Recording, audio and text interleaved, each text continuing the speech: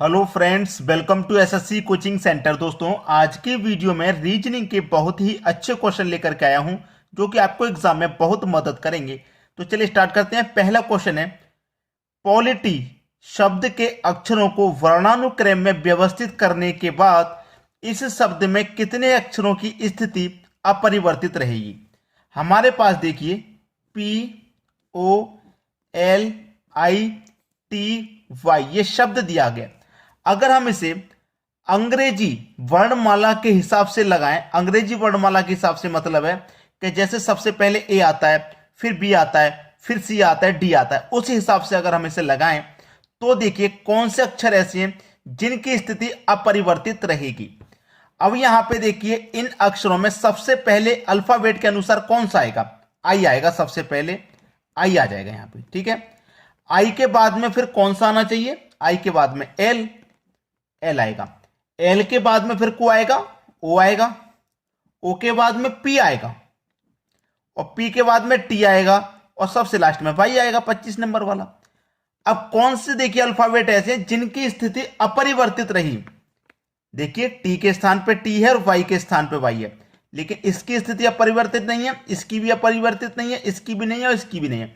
लेकिन टी भी अपनी जगह पे है और वाई भी अपनी जगह पे है, ठीक है। ये यहां पे है, ये भी यहां पे, लेकिन बाकी सबकी स्थिति चेंज हो गई है, इनकी चेंज नहीं हुई।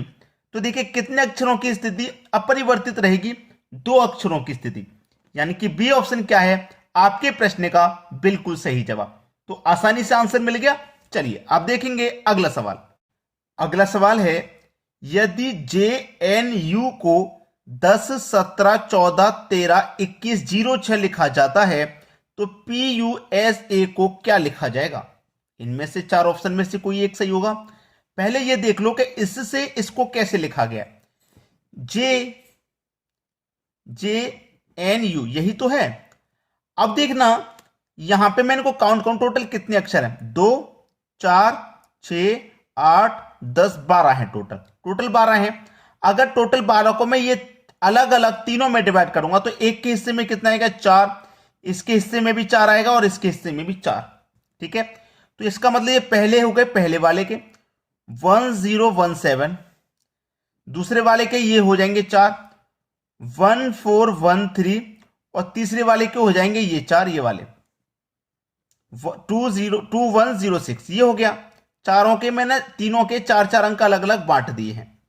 अब उसने पूछा P U S A, P U S A.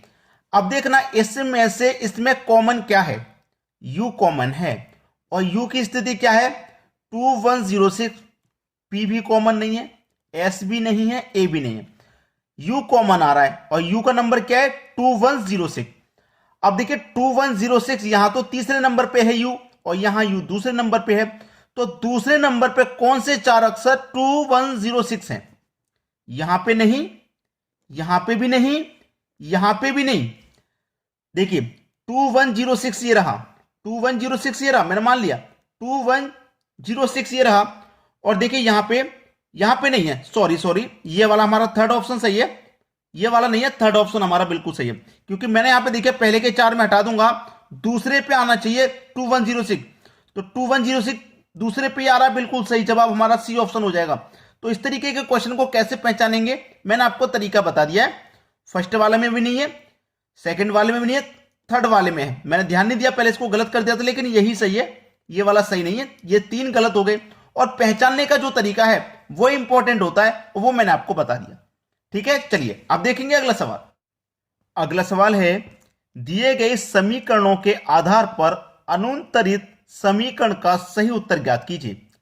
ये देखिए हमारे पास समीकरण है, यदि 7 + 2 = 59, 5 + 3 = 28, तो 5 + 4 बराबर क्या होगा। अगर यहां पे आप सही से ध्यान से देखेंगे तो इन 2 संख्याओं का देखिए पहले अंतर किया गया। अंतर का मतलब होता है बड़ी संख्या में से छोटी को घटा दो, यानी कि 7 में से मैं 2 घटा दूंगा तो 5 बचेगा, 5 लिख दिया। और फिर एक बार दोनों को जोड़ दो, एक बार तो माइनस किया और एक बार करेंगे प्लस। एक बार माइनस किया, 7 में से 2 घटा दिया, 5 बचा। एक बार प्लस कर लो, 7 में प्लस कर दो 2, 9 हो जाएगा, दोनों संख्या मिली। एक बार माइनस एक बार प्लस, तो एक बार माइनस एक बार प्लस यहां भी करेंगे। 5 में से 3 को माइनस कर दो, 2 बचेगा, 2 आ गया। फिर एक बार प्लस कर दो, 5 में प्लस कर दो 3, 8 आ जाएगा, 8 भी मिल गया। बिल्कुल माइनस प्लस यहां भी करो, 5 में से 4 घटा देंगे 1 बचेगा, और फिर 5 में 4 को जोड़ देंगे तो 9 आ जाएगा। 19 है सही जवाब, सी ऑप्शन है सही जवाब 19। सभी को समझ में आ गया? चलिए अब देखते हैं अगला सवाल।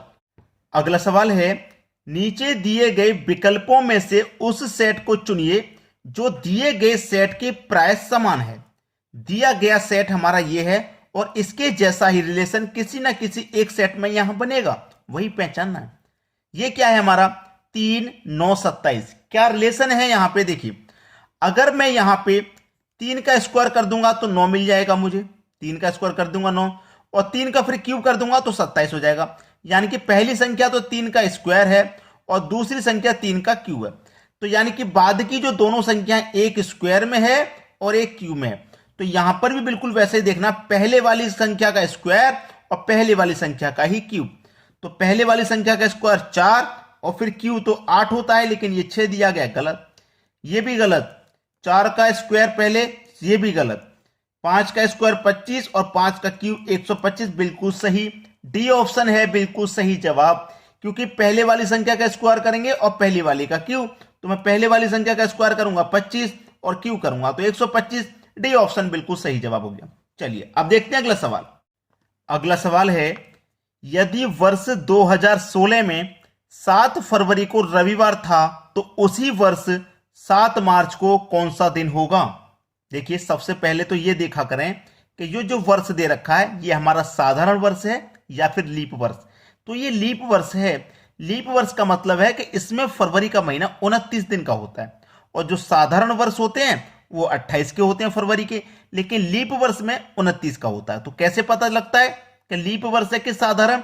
बाद की 2 डिजिट 4 से डिवाइड कर दो, अगर पूरी डिवाइड हो गई तो समझ लो लीप वर्ष है, अगर डिवाइड नहीं हुई पूरी तो लीप वर्ष नहीं है।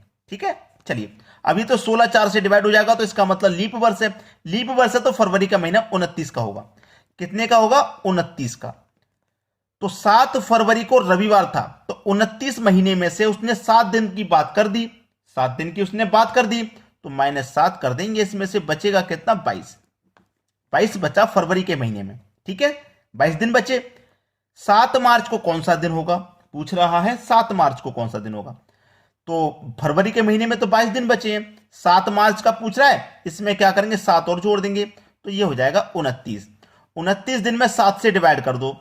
7 से डिवाइड इसलिए करते हैं क्योंकि 7 दिन के बाद जैसे ही 8वां दिन आता है तो दिन वही रिपीट होने लग जाते हैं। तो 7 से डिवाइड करूंगा, 7 चौके 28 कट गया, 29 में से 28 कट गया तो एक शेष बचा। क्या बचा? एक शेष। जितनी बार कट गया उससे कोई मतलब नहीं, जो शेष बचता है केवल हमको उसी से मतलब होता है। तो हमारे पास 7 फरवरी को कौन सा दिन था? रविवार का दिन था। कौन सा दिन था भैया? रविवार का दिन था। अब एक शेष बचा है ना, तो इसमें एक जोड़ दो, तो रविवार के बाद एक जोड़ देंगे तो ये हो जाएगा आपका सोमवार का दिन। ठीक है, सोमवार का दिन हो जाएगा, यानी कि बी ऑप्शन आपके प्रश्न का बिल्कुल सही जवाब है, सही आंसर है। तो दोस्तों आपको वीडियो कैसा लगा? लाइक, शेयर और कमेंट करना बिल्कुल ना भूलें। आज की वीडियो में इतना ही। वीडियो देखने के लिए आपका बहुत बहुत धन्यवाद।